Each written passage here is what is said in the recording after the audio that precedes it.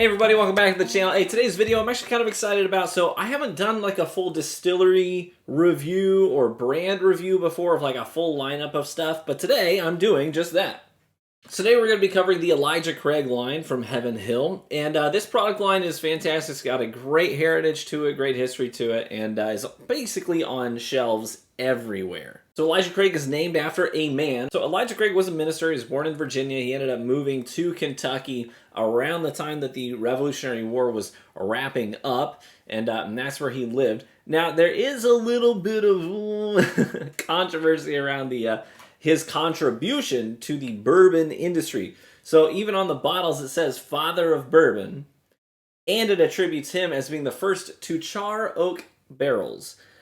Both of those things are historically false. It's just downright not true. For example, the distillation of corn whiskey happened before Elijah Craig even moved to Kentucky. Before he was even in Kentucky, people in Kentucky, farmers in Kentucky, were distilling corn whiskey.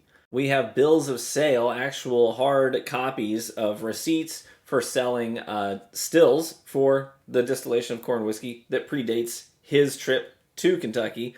We even have bills of sale of the exchange of corn whiskey before he even got into the business. Now, sure, it wasn't technically bourbon at the time, right? The name bourbon, it kind of took a while to stick, and nobody really knows where the name bourbon came from. There's a lot of theories, and some of them are really good, but none of them are 100% proven. And as far as being the first to char oak barrels, that is so wrong. It's just not even close to being true.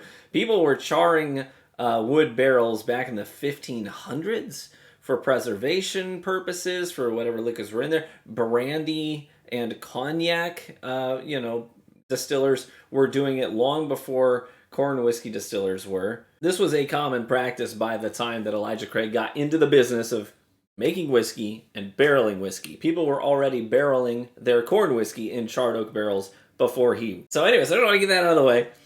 Some of the branding is just downright historically false, but there's enough gray area that they can get away with it. But it doesn't matter because the stuff is delicious, some of it.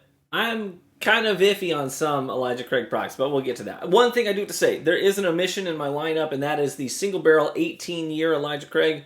That bottle is, in my area, very hard to come by. I have to either have somebody pick it up for me when it hits a shelf, in a different state, and then send it to me, or I have to buy it on the secondary. MSRP for that bottle is about $150, but on the secondary, you're looking to pay, $300. Some websites list that bottle for over $1,000, which is stupid. Anyways, we're going to start with just the standard Elijah Craig small batch 94 proof bottle, which is on basically every grocery store, liquor area shelf. It's on every liquor store shelf. This is the most readily available product in the lineup. Now, I should also note that I don't have the rye, because I'm just doing the bourbons, so I'm not doing the rye today. But here you go. This is just a standard offering from the Elijah Craig line, 94 proof. Now, it's interesting. The small batch used to have a 12-year age statement on it. That has been dropped now. 2016, they dropped that. And so now it's a blend. It could be what you're drinking might be 8 years old, 12 years old, and somewhere in between. They blend the batches together. So it's not just a 12-year batch anymore. It used to be kind of known for being a really good deal because of that age statement. It's got a sweet nose. A little bit of musty barrel funk on the nose, too. A little bit of raw sugar cane. And ironically, like an ocean harbor on the nose. Almost has a little bit of a musty saltiness on the nose. So I should mention that you're going to pay around $30-35 for a bottle of this. Let's taste it. And at that price point, I cannot justify buying this bottle. It's just that simple for me. At that price point, I would rather have Wild Turkey 101. I think that is a much better bourbon, at that price point. I would prefer Four Roses, even. I think Old Forester 100 proof is a better bottle for the price tag. Don't get me wrong, it's not a bad bourbon. It just does not have enough going on. You know what I mean? It doesn't do anything really well. To me, this one has always been fairly unremarkable. And the finish, I get a lot of that funk, which I like a little barrel funk, but it has to be accompanied by a really well-aged you know, juice inside the barrel too. Like you get some good barrel funk notes on a lot of the Booker series, but those batches are just thick and viscous. And so it doesn't overpower what you know, the bourbon itself. But this is only, you know, it's only 94 proof, so it's not mega high, not mega low either. But it just doesn't carry enough flavor for me, not to justify the price tag. There is good news though, and that's that some of the other products in their lineup are fantastic. Let's move on. Next up, boom. This is the toasted barrel. It is also 94 proof, but this is their small batch, but finished in toasted barrels. We actually covered this one a little bit recently. We hit this one in my double oaked video that I did, where we featured a lot of whiskeys that were finished in, you know, toasted oak barrels. This one, retail price, MSRP is $50, I believe. But usually for me, it's around 60 on the shelves that I see it. And the nose is way different. Like, just right off the bat, the nose is so different than the standard small batch offering. You get thick caramel and brown sugar notes, extra oakiness, and just a hint of a campfire. Much more appealing nose than the standard small batch. Just for a $15 price increase, $15 to $20 more, every time it's worth it to me. There's just so much more complexity to it. This is not my favorite toasted, you know, bottle out there, but it is a just significant improvement to the standard offering of the Elijah Craig lineup. No doubt about it. You know, when they toast that barrel and they just gently caramelize some of those sugars, you know, from the lignans breaking down in the wood, it makes a world of difference. Much sweeter, better finish, old dry and tannic finish, but it doesn't have that characteristic funky note that just kind of lingers, almost like stale water. Doesn't have that. This is such an improvement. You should try a bottle of that sometime. Okay, next up, we are going to do, I think I put them down out of order a little bit. We've got a barrel proof and a private barrel. Now, the barrel proof series from Elijah Craig, this is one that most people, they say it's worth keeping an eye on because it's several batches throughout the year, the A batch, B batch, C batch, etc. And then the year. So one of the bottle I have here is the C922. So that's batch C, released in the 9th month of the year 22. This was last year, and this one blew me away. I loved it. I haven't killed that bottle yet because I want it to last. I think it's just a fantastic batch. And so this one, this series carries that 12-year age statement. These batches are, these barrel proof series are batches. It's not a single barrel. It's batches that are 12-year. And then I have a private barrel, which is a single barrel, 9-year age statement. So that's the difference there. The barrel proof series is 12 years and it's a batch. It's not a single barrel. It's a group of barrels blended together, right? Now I've got C922, but also a friend of mine sent me a sample of the B series of 2023 as well. So we have both of those to try. We're gonna kick things off with the C922. Let me show you the bottle. I'm getting down there on it. I don't want it to go. But this is 124 proof, C922. And you'll see that 12-year age statement right there on the side of the bottle. This one has a very sweet nose, and it carries some characteristically like floral notes alongside of it too. So it's got your caramel and your butterscotch, but it's also complemented just in a great way with this floral quality. Not herbal. Big difference. And you definitely get a little bit of that ethanol right on the nose too, the heat that it carries. Starting to get a little more viscosity too as it coats the glass. Unlike the previous drinks we had. Let's try it. That's just so different than the others. It carries a lot more of a punch to it too. We got that heat, and you got a little bit of spiciness in there too, like those black peppercorns alongside the sweetness that you also get, characteristic of Elijah Craig bourbon. You get your caramels and your butterscotches, but it brings a different element to it. It's not so one-dimensional, you know what I mean? It's a real push-pull, and I kind of like that. You got floral and spice on one side of it, bouncing around your palate, and then you've got that sweet and savory on the other side of it, and they're just constantly not fighting each other, but just kind of passing the baton off to one another. In the finish, you do get some of that barrel funk like you get with Elijah Craig, but it's a good barrel funk. It's not like the stale, old funk you get on the 94 proof small batch. This one has the maturity of a well-aged bourbon alongside of it.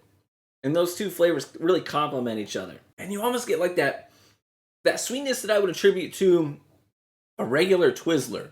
You know, like a red Twizzler. I like that a lot. Let's try the B batch from current year. Okay, now this I have not had yet. Not had this. This will be the first time for me. Already the nose is much different than the C922. No floral. I don't get any floral notes on the nose of this one. And it's lacking that spice push-pull. On the nose at least. Now the nose is all sweet. This is almost like a salted caramel. Almost like like a baked breadiness, almost like a pretzel on the nose too. No, that's interesting. You definitely get your caramels and your butterscotches, but there's almost this note of like a black licorice, like a bitter sweet, sort of accompany. It's like underlying every note that you get. It's just kind of supporting it. It's on the bottom, holding it all up. Constant, it's consistent throughout all of it. Never front and center, always there. The palate is a little, other than that black licorice note, it doesn't like go in waves. You know what I mean? It's just consistent. It's just that same Elijah Craig taste front to back with some extra heat and that added layer of that black licorice supporting it all. And on the finish, the sweetness tapers off and that like bitter candy kind of lingers a bit. That's interesting. So that was the B batch of current year, but this here, this is a private barreling. So this comes from my buddy. I bought this bottle and he shipped it to me. So this is a single barrel offering, not a batch like the other ones we just had. Those ones carried a 12-year age statement. This one carries a 9-year age statement, but it is a single barrel. So you can hand select a barrel that has just the right notes that speak to you and your group. And they selected this one. And I gotta tell you, you can see the level on this. I already had a pour of this last night. And I gotta say, I was impressed. I really liked this. So this is not my first private barrel. This is probably my third bottle of a private barrel from Elijah Craig. And I have to say it's probably the best, though. I actually just killed a private barrel from a local store that they did a pick, and it was good. I mean, it was really good. But this one was just leaps and bounds better. On the nose, actually, it reminds me of the B batch that we just tried. I don't get a lot of floral notes. This is oak and your caramels, but caramels that were dipped in chocolate. It's got that, like, the cocoa sweetness along with it on the nose. A little bit of cocoa, a little bit of caramel, and that barrel funk note is right there too. Almost like you're by the sea. Think of a damp warehouse. But I say that and it sounds bad. It's not bad. The mouthfeel on this one is notably different than the others that we've tried today. The others had a sort of a tannic dryness to them, especially on the tail end. This one, the mouthfeel is much more oily, much more viscous.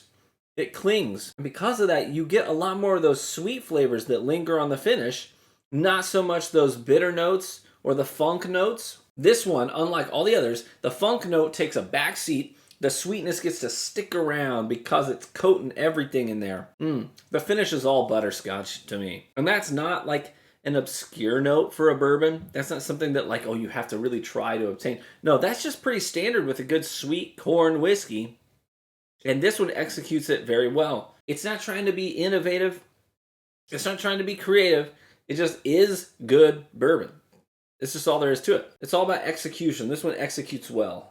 On second sip, I'm getting a little bit of like a vanilla bean note as well on the palate. Yeah, I gotta say, of all the ones we tried today, I think it's my favorite. Followed by the C922. So all this to say, Elijah Craig, what from their lineup would I recommend to you? Would I recommend the standard offering, the 94 proof small batch, $35 roughly? No, I don't. I don't recommend it at all. At that price point, give me Wild Turkey 101 every day. That one has so much more going for it. It's got a great proof on it. It has just that standard wonderful toffee roasted peanut note. It's front and center. And it doesn't do anything crazy, but it does what it does really well.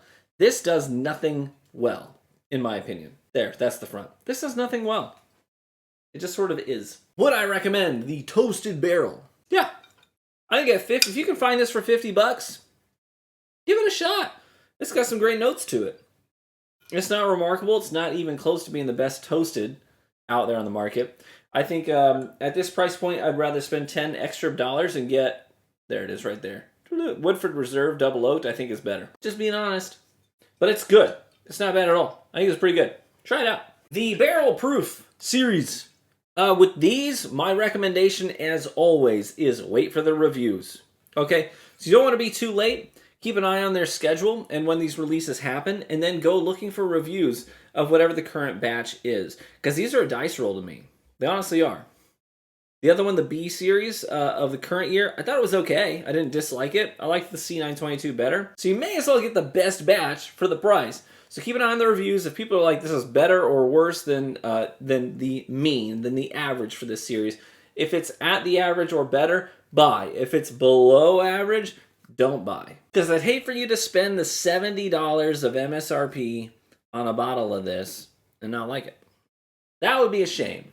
Don't do that. Barrel Proof series, Read reviews first, buy if it sounds good. That's my recommendation. And last but not least, private barrels of Elijah Craig. Hey, these are wild cards. They have the potential to be delicious. They have the potential to be a little bit of a waste of money. So I have had private barrel releases from Elijah Craig where people have done barrel picks, and it really is up to the people doing the pick, and it's also up to the distiller which barrels they are letting them sample. Because obviously they're not going to let them go through the entire warehouse and sample every single 9-year barrel out there. They're not going to do that. They're going to make a selection beforehand and then offer certain samples from certain barrels to the group that's doing the selection. And then the group doing the selection is going to make a pick off of what they collectively agree on. And maybe they're in a different mood than you are that day, you know what I'm saying? So it is a bit of a toss-up. And I have had private barrels that I was like, that was good, but it wasn't $90 good. You know what I mean? It wasn't $90 good. But this one, Matt, I like this one a lot. He described it as a fastball in a DM to me, where he's like, it's nothing crazy, but it is a fastball straight down the middle, tried and true, and I gotta agree for the most part, and I liked it a lot. I have no regrets on buying that bottle at all. What do you think of the Elijah Craig lineup? Have you been impressed by any of their products? Which ones stand out to you and which ones are unremarkable to you? Let me know in the comment section below. Thanks as always to my patrons for supporting this channel. It is a lot of fun for me to do. Cheers, my friends. May you live richly and get better with age. And we'll catch you in the next one. Bye-bye.